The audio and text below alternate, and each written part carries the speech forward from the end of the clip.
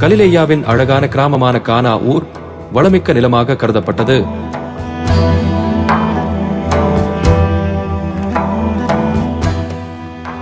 அங்கு திராட்சை தோட்டமும் ஒலிவ மரங்களும் வளரும்.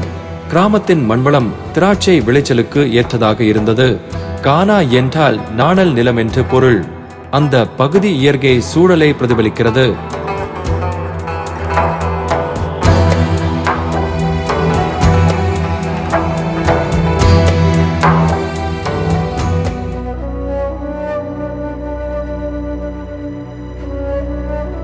கப்பர்நகூமிற்கும் கானாவூருக்கும் சுமார் 30-35 கிலோமீட்டர் தூரம் இருக்கும். இயேசுவும் அவருடைய சீஷர்களும் கானா ஊர் கல்யாணத்துக்கு அழைக்கப்பட்டிருந்தனர். காரணம், தாயாகிய மரியாள் அந்த தம்பதியினருக்கு நெருங்கிய உறவாக இருந்திருக்கலாம்.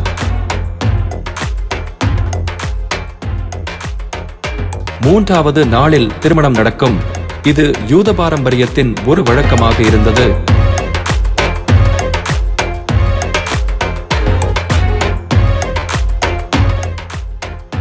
எல்லாரும் ஒன்று திரண்டு இருந்தபடியால் எங்கும் ஆனந்தமும் கொண்டாட்டமுமாக இருந்தது. கானா ஊர் முழுவதும் கொண்டாட்டத்தினால் நிறைந்திருந்தது. கிராமத்தார் யாவரும் கல்யாணத்தில் கலந்து கொண்டனர்.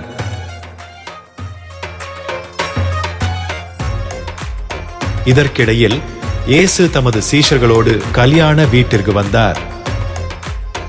அவருடைய தாயாகிய மரியாள் அவரை அன்போடு வரவேற்றார்.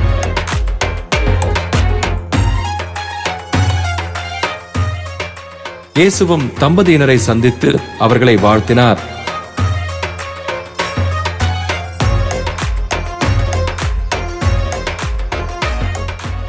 திருமண அரங்கில் விருந்தினர்கள் யாவரும் அமர்ந்திருக்க மேஜை முழுவதும் உணவு பதார்த்தங்களோடு சந்தோஷமாக சாப்பிட்டுக் கொண்டிருந்தனர். அந்த அறை முழுவதும் சிரிப்பும் சுவை மிகுந்த உணவுகளின் வாசனையும் நிறைந்திருந்தது.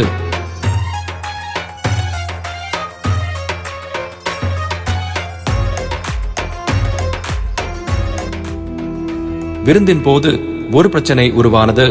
அங்கு திராட்சை ரசம் தீர்ந்து போக கொண்டாட்டத்தின் சூழலை அது பாதிக்க ஆரம்பித்தது. கானா ஊர் திராட்சைக்கு பேர் போன ஊர்.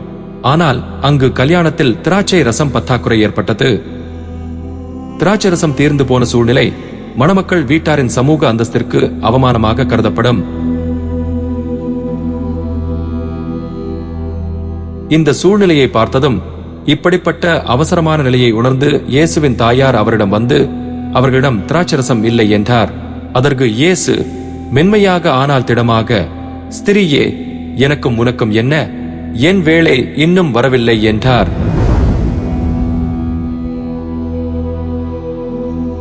அவர் தயக்கம் காண்பித்தாலும் மரியாள் வேலைக்காரர்களை பார்த்து, அவர் உங்களுக்கு சொல்லுகிறபடி செய்யுங்கள் என்றாள். வேலைக்காரர்களுக்கு மரியாள் சொன்ன வார்த்தையானது இயேசு என்ன செய்ய விரும்புகிறாரோ அதை செய்யட்டும் என்பது போலிருந்தது.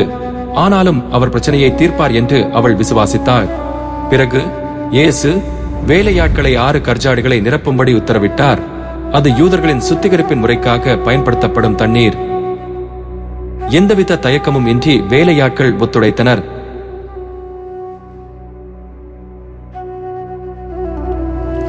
ஒவ்வொரு கற்ஜாடியும் சுமார் 120 லிட்டர் கொள்ளளவு கொண்டவை. வேலையாட்கள் அவரது சொற்படி செய்து சொன்னபடியே கற்ஜாடிகளை தண்ணீரால் நிரப்பினர்.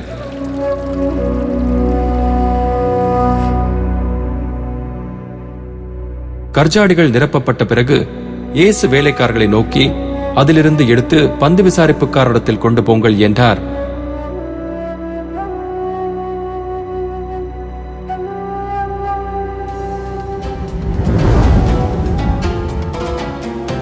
பந்தி விசாரிப்புக்காரன் அந்த திராட்சை ரசத்தை ருசி பார்த்து, இது ருசி நிறைந்ததாக இருக்கிறது என்றான்.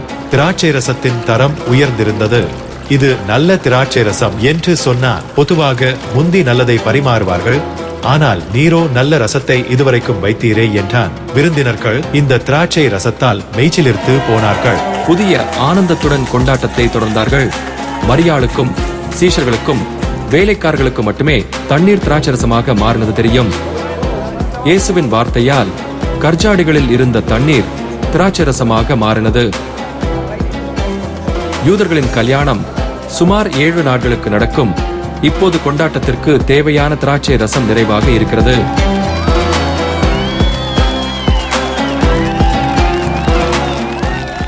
மரியாள் நன்றியுள்ள இருதயத்தால் நிறைந்திருந்தாள். கானா ஊரில் சூரியன் அஸ்தமிக்கும் போது கிராமத்தார் கொண்டாட்டத்தில் மூழ்கியிருந்தனர்.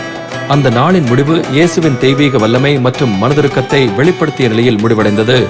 இந்த கல்யாணத்தில் இயேசு தமது முதல் அற்புதத்தை செய்தார். இதுவே வெளிப்படையாக அவருடைய ஊழியத்தின் ஆரம்பமாக இருந்தது.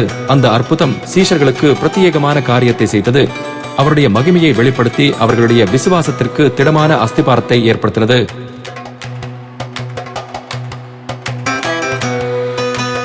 இயேசு சாதாரண தண்ணீரை அசாதாரணமான திராட்சை ரசமாக மாற்றினது போல உங்கள் வாழ்க்கையை விசேஷித்த விதமாக மாற்றிட வல்லமை உள்ளவராக இருக்கிறார்.